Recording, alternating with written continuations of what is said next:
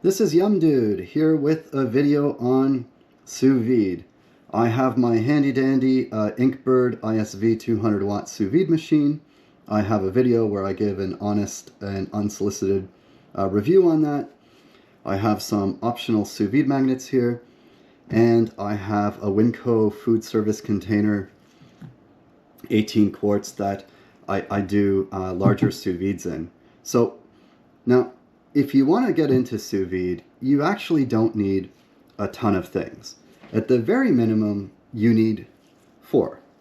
You need a sous vide machine, you need a container to sous vide in.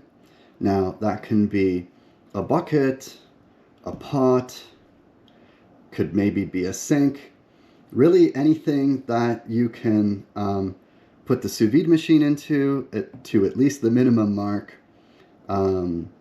Something that will hold heat reasonably well, something that is deep enough that your sous vide bag, that's the third thing that you need, a bag, can be fully submerged and hold your sous vide ingredients. So those are the 4 things. You have the ingredient, the bag, the container, and the machine.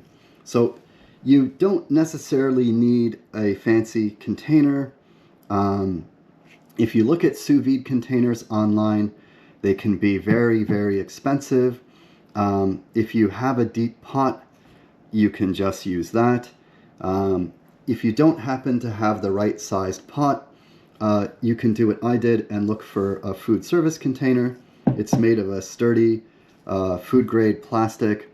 This is, made for restaurants where they, probably put their mise en place and other things in there.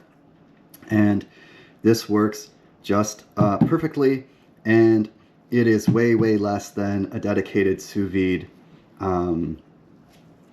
container, and it works perfectly. It's easy to clean. I clean this with soap and water, a little bit of bleach, and I'm good to go. So I have made a slight modification to the container. If I turn it around here, you'll see that I've cut a notch into the back, and the reason for that is that your sous vide machine will go in. I'm just going to clip it in here and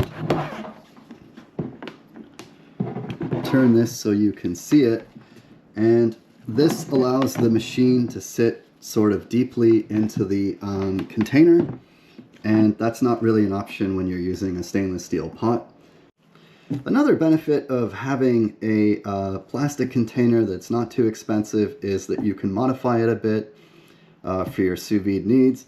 And what I've done here is, I'm just going to flip this around to the back, is I've cut a notch into the back.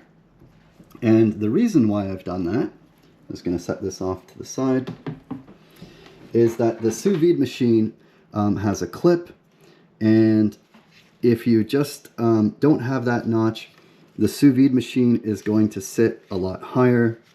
The minimum watermark will be higher. The maximum mark will be out of the water by a few degrees. And this just makes it a lot easier for me to just snug it up into the container. That notch is just wide enough to accommodate this thing. And that works perfectly. For me, not really necessary, but in my mind, it helps. And the one other modification that I've done is I've gotten the lid for my Winco container, and I've cut a sous vide shaped hole into the top so that when the sous vide is clipped into the container, this is just going to hold in a lot of the evaporated water. Sous vide will evaporate a lot of water. If you're not careful, the water level can drop below the minimum mark. You might damage the machine. It might automatically shut off and stop your cook. So there's lots of ways to go around that. You can use plastic wrap on top of your container or whatever, but I just have a tight fitting lid, which I've modified. You can see the cut is anything but perfect, but it's still fairly close, and this works amazingly well. So I'm just going to set that off to the side and just very quickly talk about magnets.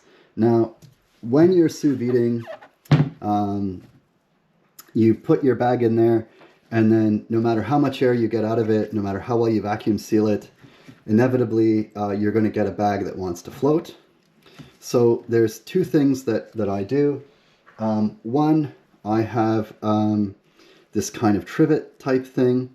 It's out of a canning set. I put that in the bottom here, and this keeps my sous vide bag off of the ground or off of the floor of the container. And in my mind, that lets the water circulate more cleanly around the sous vide bag, and I like it. And then I also have these inexpensive magnets, and what you can do is you put your sous vide bag in there, and you can just take another magnet from the other side and just clamp it like so. And those will just hold the bag underneath nicely, and you'll have good water flow, and that's really it. So you can buy a fancy container, you can use a pot, but if you're sous videing large amounts or multiple things at a time, then you really can't go wrong with the food services container. Again, cheap, made for food, can be modified if you want, if not, not. And the same goes for the lid. And you can get sous videing without spending an absolute fortune. And what it's really all about is the delicious, delicious food. All right, that's it for this video. Look for more in my sous vide series. We're also going to be sous videing various things and tasting them and, you know, enjoying them in various recipes. And I hope that you watch. So if you like this video, please like and subscribe. Visit me on yumdo.tube if you want. Find me on Reddit, Instagram, X, TikTok, and other fine internet establishments. And I will see you next time.